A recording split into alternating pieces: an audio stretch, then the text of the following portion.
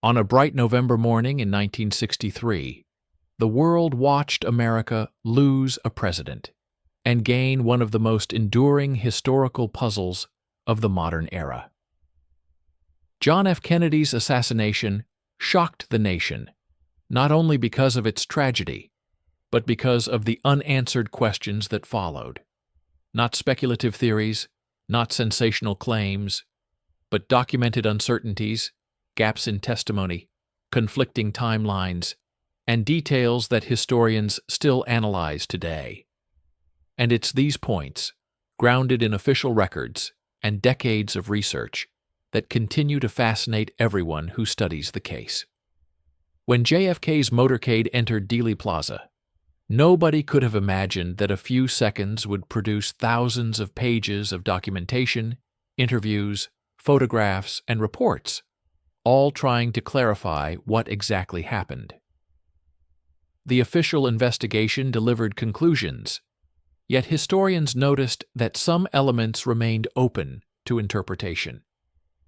Not because of hidden agendas, but because the event was chaotic, fast, and recorded from angles that weren't always clear. This left room for historical questions that, even after 60 years, haven't been fully settled. The reason these questions persist is simple. JFK was not just a president, he was a global symbol. Young, charismatic, and leading America through a tense chapter of the Cold War, his life and legacy generated enormous public interest.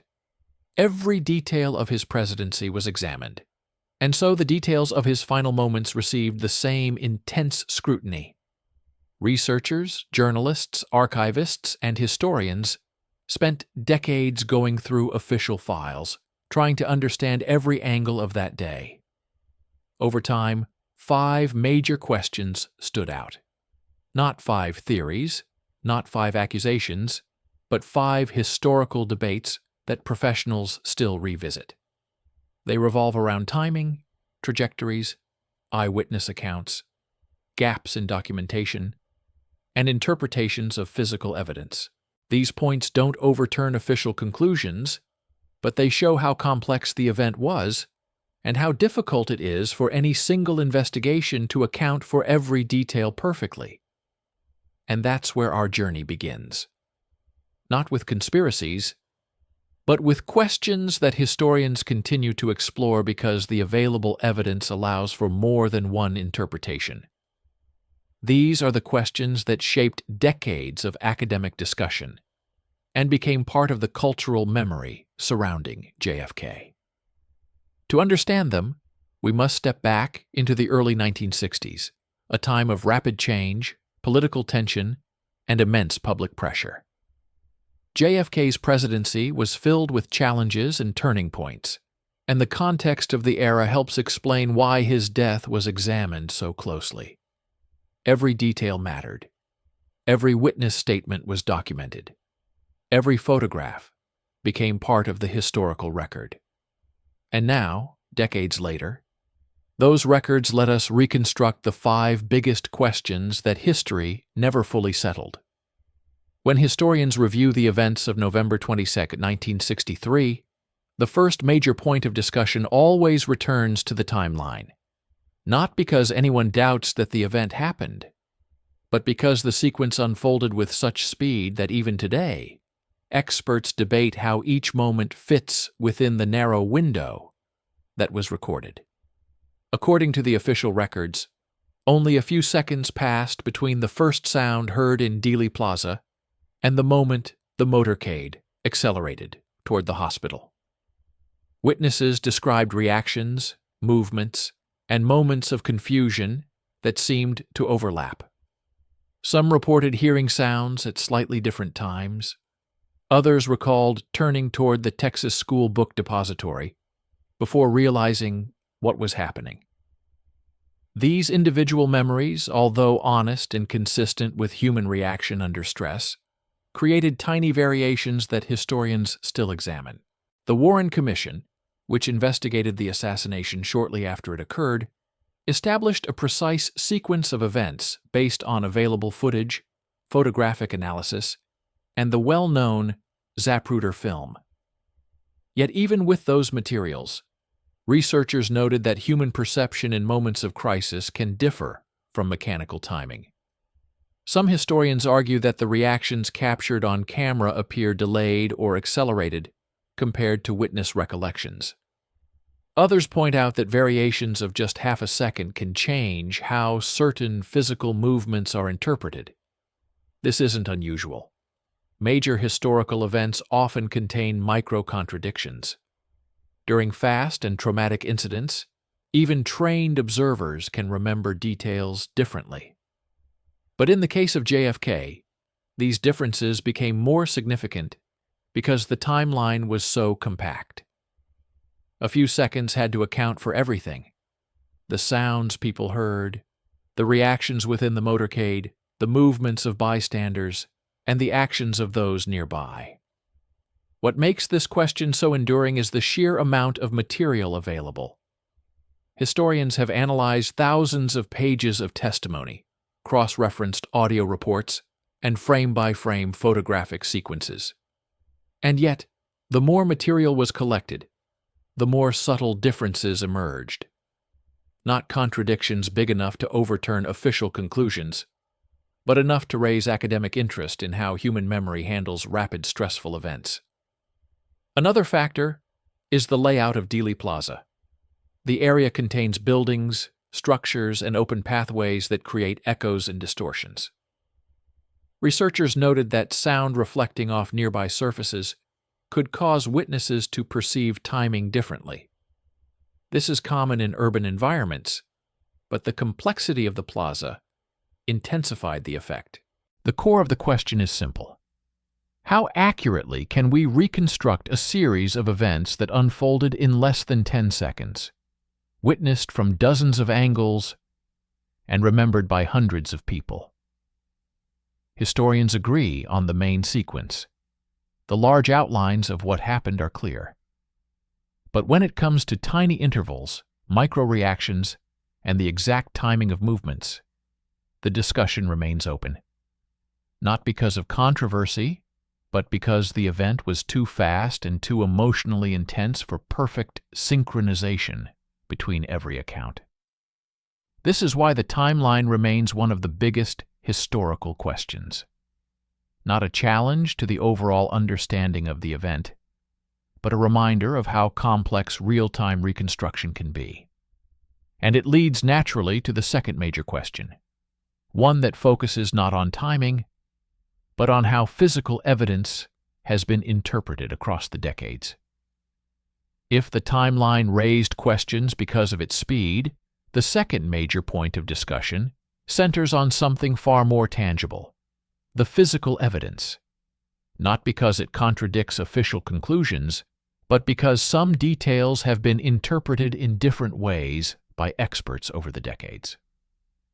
When investigators first examined the evidence, their goal was to reconstruct what happened using the technology and knowledge available in the early 1960s. They analyzed photographs, medical reports, ballistic materials, structural layouts, and testimonies from professionals involved in the investigation.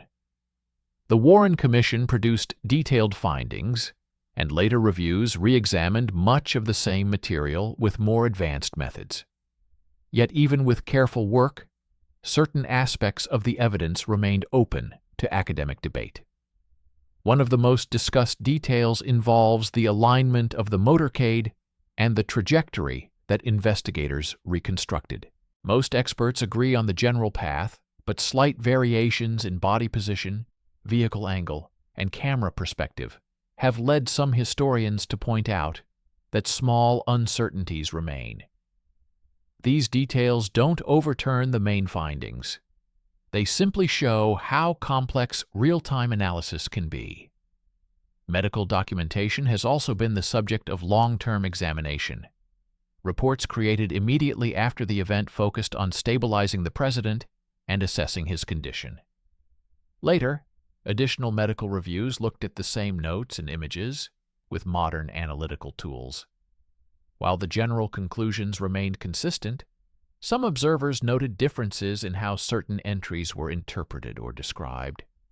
These are the kinds of variations that naturally occur when experts from different eras approach the same data with different expectations and methodologies. Photographic evidence adds another layer. The famous Zapruder film and other images taken in Dealey Plaza provide incredibly valuable visual information, but like any historical footage, they have limitations. Camera shake, incomplete angles, rapid movement, and the natural constraints of 1960s technology mean not every frame is crystal clear. Historians have examined these images thousands of times, often agreeing on the broad movements while still debating small details, like exact posture or the moment a reaction begins. Ballistic analysis has also evolved over time. Techniques used in the 1960s differ from those available in later reviews, and each method brings its own strengths and limitations. As a result, some measurements can appear slightly different, depending on the approach. Not enough to change the overall understanding, but enough to fuel academic discussion. Another factor is the challenge of examining evidence that has passed through many hands over the decades. Some items were documented, transferred, reanalyzed, photographed again, or preserved in ways that reflect the standards of their era. This can introduce discrepancies in documentation style or labeling, small differences that, over time, generated scholarly interest. Ultimately, historians agree on the central structure of the physical evidence. What continues to generate discussion are the details, the fine points where interpretations can differ, where perspectives shift depending on expertise, and where evolving technology allows for updated analysis. These discussions are not signs of contradiction. They're a natural part of studying a complex historical event. And they lead directly to the third major question. Why do eyewitness accounts differ? And how much can memory be trusted in moments of extreme stress? When historians revisit the Kennedy case, one of the most fascinating and challenging elements is the eyewitness testimony, not because witnesses were unreliable, but because human memory behaves in complex ways during moments of shock, fear, and confusion. And JFK's assassination was one of the most emotionally intense public events of the 20th century. Dealey Plaza was filled with people. Dozens stood along the motorcade route, many watching closely, some waving, others recording with early cameras. The moment the shots were heard, reactions varied widely. Some ducked immediately, others froze. Some turned toward the sound, while others looked around, unsure of what had happened. These natural human responses created testimonies that, while sincere, often differed in small but significant details. Historians who study trauma and memory note that extreme stress can affect perception. Sounds may seem louder or softer than they were. Actions may appear faster or slower. The brain may focus on one detail and overlook another. All of this influenced how different witnesses later described the event. Some accounts focused on the noise, how many sounds they heard, and from which direction they believed they came. But Dealey Plaza's layout, with buildings, open spaces, and reflective surfaces, could distort sound in unpredictable ways. Acoustic experts have long noted that echoes in such environments can confuse even trained observers. This explains why witness testimonies sometimes differ on what they heard, even when they stood only a few meters apart. Others describe the actions inside the motorcade, but those accounts were influenced by angle, distance, lighting, and the rapid speed at which everything unfolded. People in the back of the crowd experienced something very different from those standing near the front. Some saw reactions immediately. Others only realized what happened upon seeing movement from Secret Service agents. Then there were the emotional factors. Many eyewitnesses later said that the moment was so shocking that certain images stayed with them for life. But even vivid memories can shift with time. Research shows that memories formed during traumatic events are often strong in feeling, but not always precise in detail. The Warren Commission recognized this difficulty and cross-referenced hundreds of witness accounts, comparing them against physical evidence and photographic material. Most testimonies aligned with the general timeline, but small variations persisted. And these variations, though natural, became points historians continued to study. Later reviews approached the same testimonies with new academic tools. Psychologists specializing in memory examined the statements, noting how environmental stress, noise, and movement could affect perception. Historians analyzed the context of each witness, where they stood, what they could realistically see, and how their accounts fit into the larger picture. The result? A consensus emerged that eyewitness testimonies are invaluable for capturing the human side of the event, the emotions, reactions, and atmosphere, but cannot be perfectly synchronized with mechanical evidence. And this is not unique to JFK's case.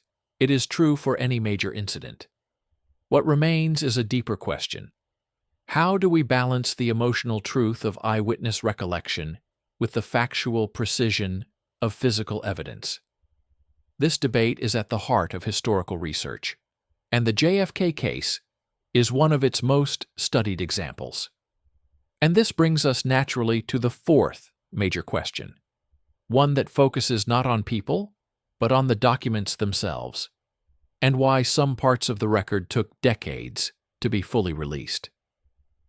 One of the most persistent historical discussions surrounding the Kennedy case doesn't come from witnesses or physical evidence, but from something far more structural: the release of official documents.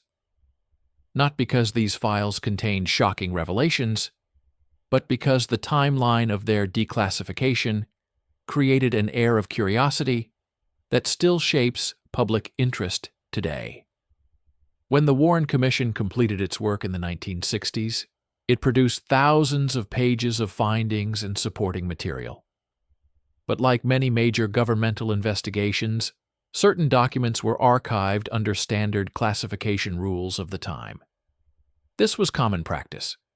Sensitive information relating to national security, intelligence procedures, or personal details of individuals involved was routinely withheld for a set number of years. Historians agree that this process was not unusual. Across the world, large investigations, from aviation incidents to national security reviews, often keep parts of their documentation sealed until legal or procedural timelines expire. But in the case of JFK, the public interest was so immense that the delay created more questions than answers. Why were some files sealed? Why were others released only gradually? And why did certain materials remain restricted until the 1990s or even later? The official explanation is straightforward. Much of the material involved intelligence sources, sensitive methods, Cold War protocols, or private data about individuals who had no public role in the case. Releasing such information prematurely could have compromised ongoing operations, revealed techniques, or affected people who were still alive at the time. But while these reasons are standard in archival practice, the public's emotional connection to JFK made the waiting period feel unusual. For decades, historians requested access to files that remained locked simply because the mandatory classification period had not yet expired. This normal bureaucratic delay, combined with intense public curiosity, created an impression of mystery. The turning point came in the early 1990s, when a wave of public pressure led to the passing of the JFK Records Act, which required the release of nearly all remaining documents. This resulted in one of the largest declassifications in American history. Millions of pages became available to researchers, journalists, and the general public. When historians finally reviewed them, they discovered something important. The documents did not overturn existing conclusions. Instead, they offered deeper context, details about the era, background information on various individuals, procedural notes, communication logs, and other historical material that added clarity rather than contradiction. Yet even after this massive release, a small number of files remained postponed under standard classification rules, not because they contained explosive content, but because they referenced topics still tied to national security procedures or personal privacy protections. The result is a situation where, despite the overwhelming majority of documents being public, the mere existence of a handful of postponed pages continues to generate curiosity. It's the nature of history. Anytime a file isn't publicly available, people naturally wonder what it contains. Even when archivists explain the reasons are procedural, not revelatory. This long process of release formed the basis for one of the most enduring historical questions. What impact do these delayed files really have on our understanding of the event? And, equally important, why does even a small gap in documentation fuel so much interest? To answer that, we move to the fifth and final major question, not about evidence or documents, but about why this event has remained such a powerful symbol in American memory. After decades of investigations, analyses, reports, and public discussions, one question remains larger than any detail of evidence or witness account. Why does the Kennedy assassination continue to hold such a powerful place in American culture? It is a historical event, yet it behaves like something more, a symbol, a turning point, a moment that people return to generation after generation. Part of the answer lies in who John F. Kennedy was. Young, charismatic, articulate, and forward-looking, he represented a sense of optimism and possibility. His presidency embodied an era of ambition, space exploration, social progress, global diplomacy, and a belief that the future could be shaped through vision and cooperation. When such a figure is lost suddenly and publicly, it leaves a deeper emotional imprint than most historical events. Another factor is the timing. The early 1960s were a decade of rapid change, socially, technologically, and politically.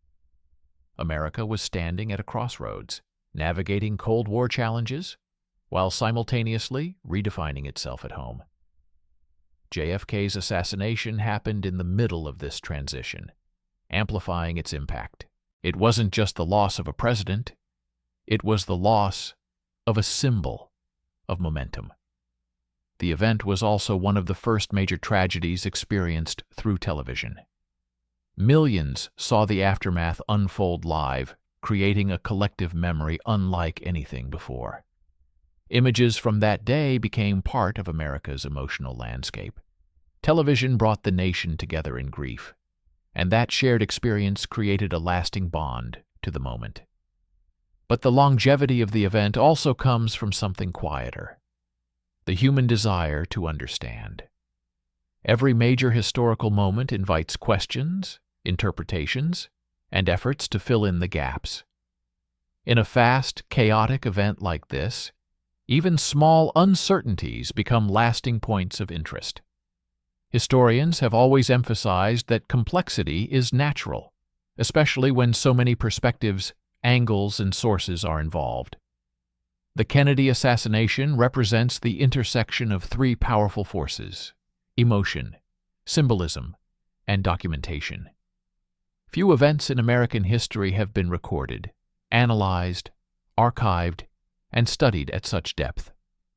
This massive amount of material allows generations of researchers to re-examine details, applying new methods and perspectives without altering the broader historical understanding. What keeps the public engaged is not the idea of hidden revelations, but the recognition that this moment marked a profound shift. People often describe the early 1960s as a time of hope, followed by years of turbulence. Whether accurate or not, the perception persists, and JFK's death is often seen as the point where the tone of the decade changed. Another reason is that the assassination became a reference point for discussions about leadership, national identity, and collective memory. Schools teach it, journalists revisit it, filmmakers portray it, historians continue to study it.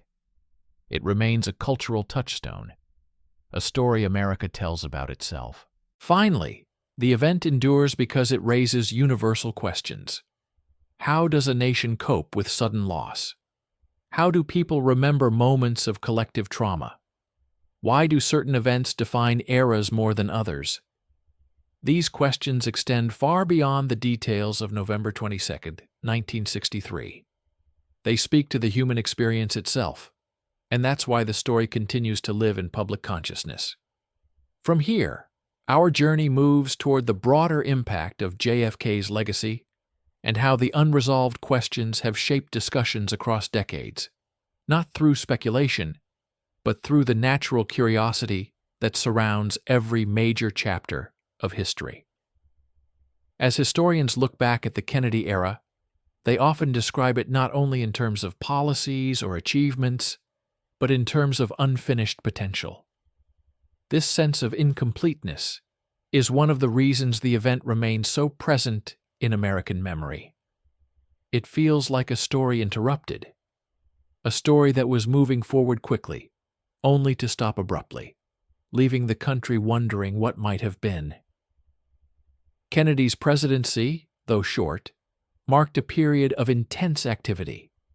He navigated complex global tensions, encouraged scientific ambition, supported cultural development, and spoke to the younger generation with a sense of clarity and purpose. Whether one agrees with every aspect of his leadership or not, his influence created momentum, and that momentum made his sudden loss resonate far beyond politics.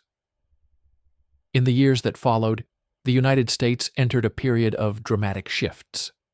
Social movements grew stronger, debates over civil rights intensified, international relations changed, and technological progress accelerated.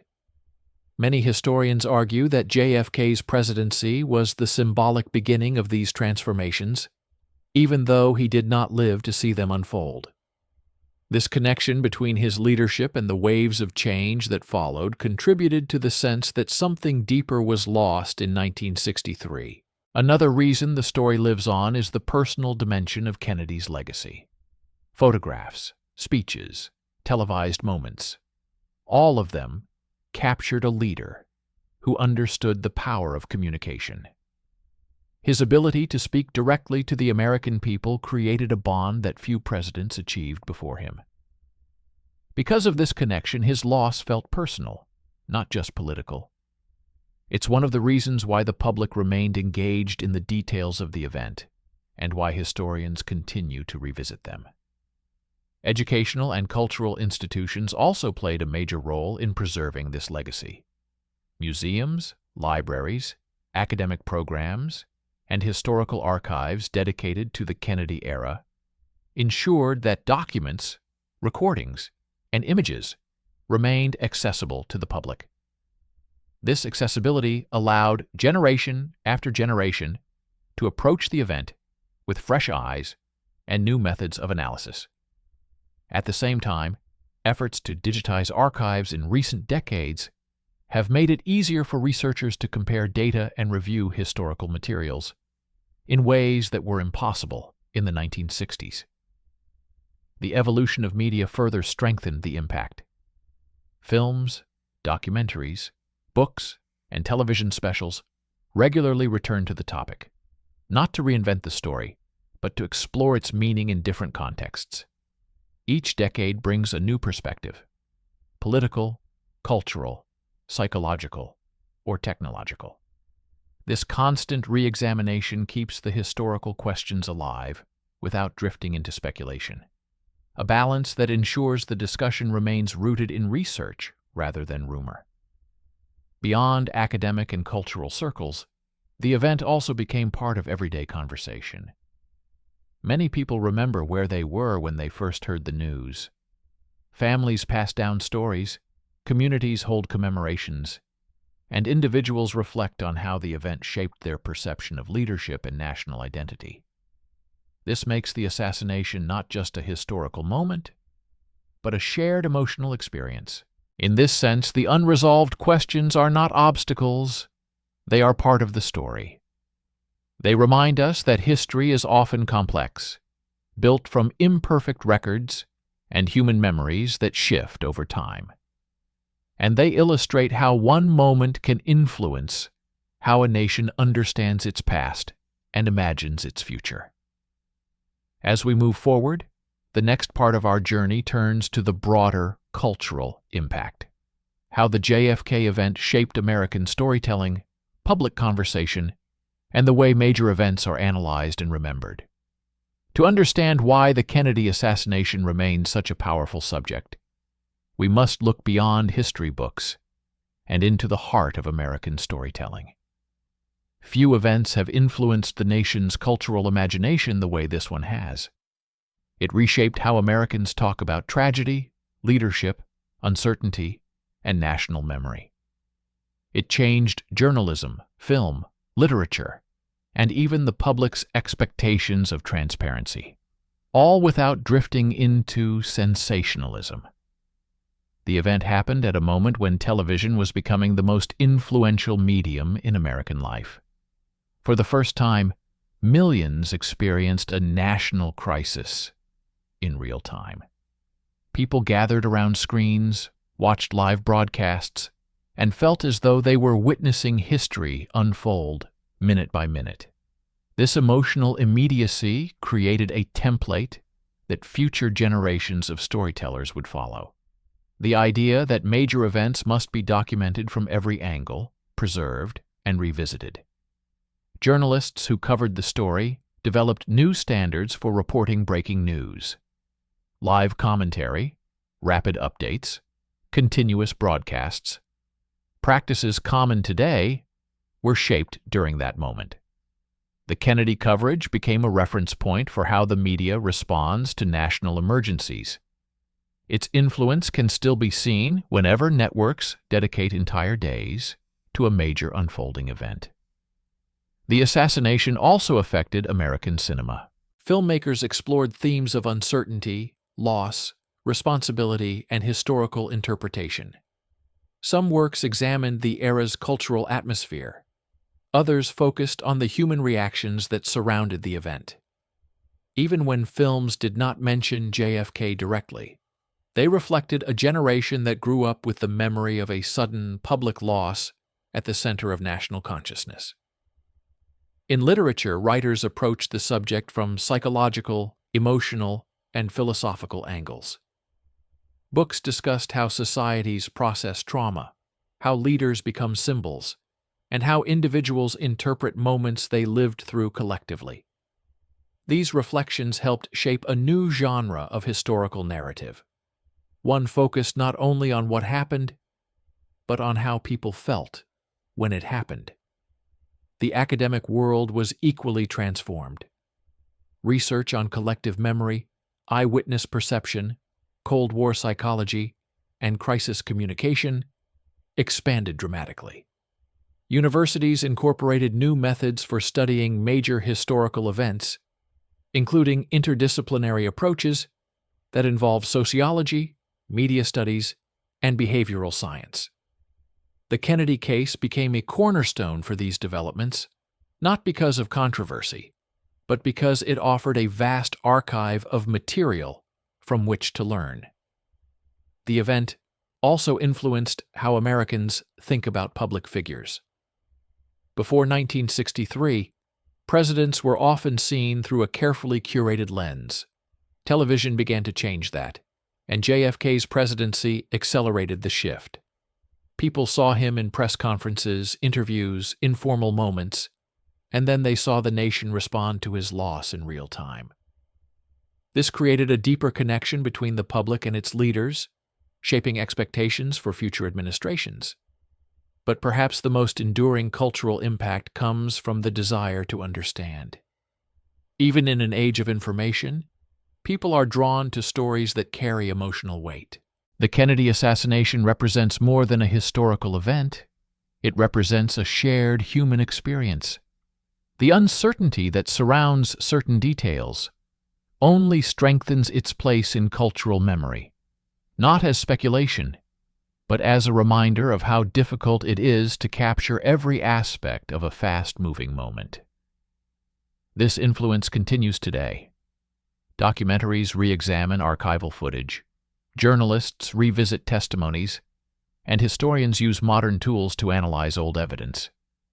Each retelling is not an attempt to overturn the past, but to reflect on how the event shaped American identity. And as the cultural impact evolved, the final dimension of this story came into focus.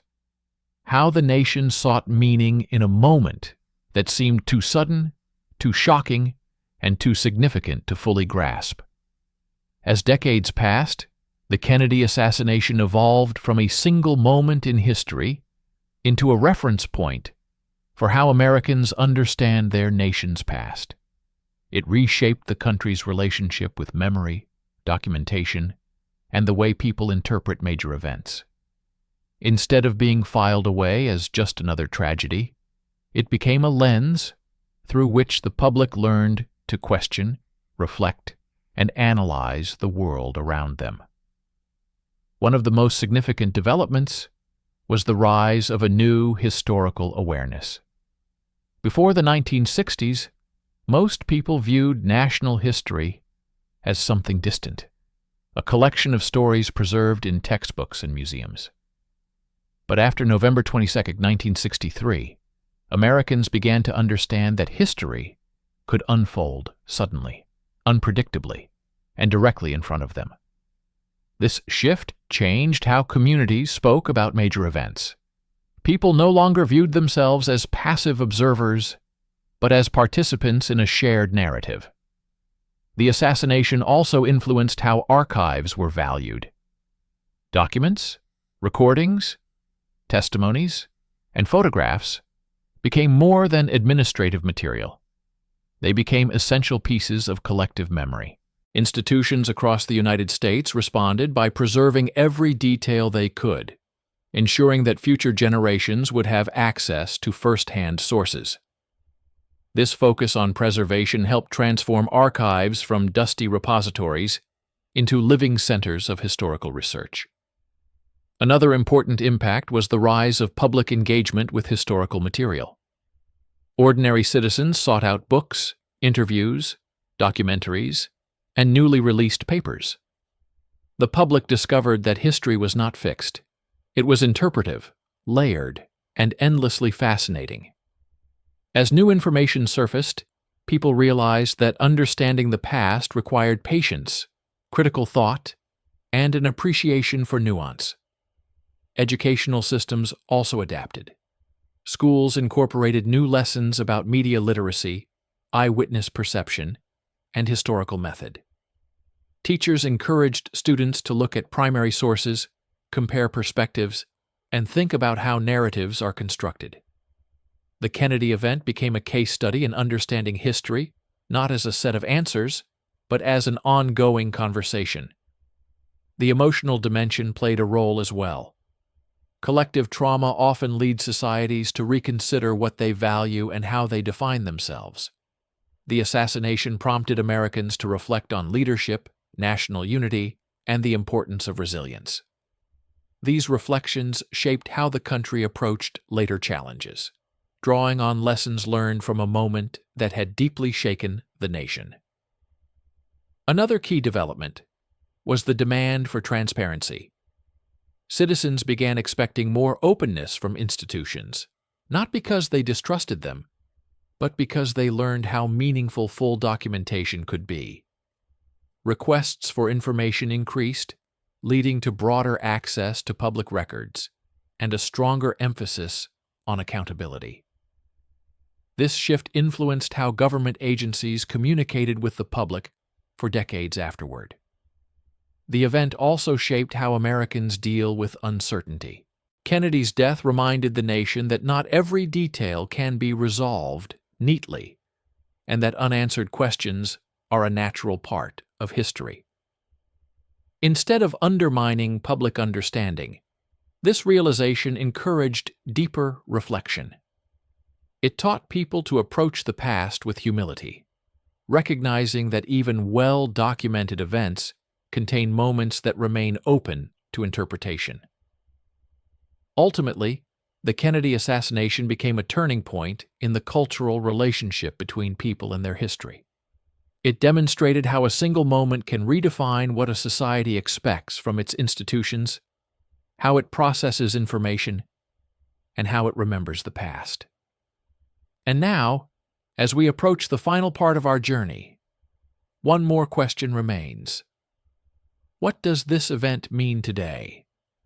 And why does it still resonate so strongly in a world that has changed so much? As we reach the end of our journey, it becomes clear that the lasting impact of the Kennedy assassination is not defined by uncertainty, but by reflection. The event remains present in American memory not because of unanswered details alone, but because of the way it shaped the nation's understanding of leadership, history, and collective experience. Today, more than 60 years later, people still return to this moment for the same reason they revisit any major turning point: to understand what it meant, how it changed the world, and what it reveals about the country's values. JFK's legacy is not frozen in time.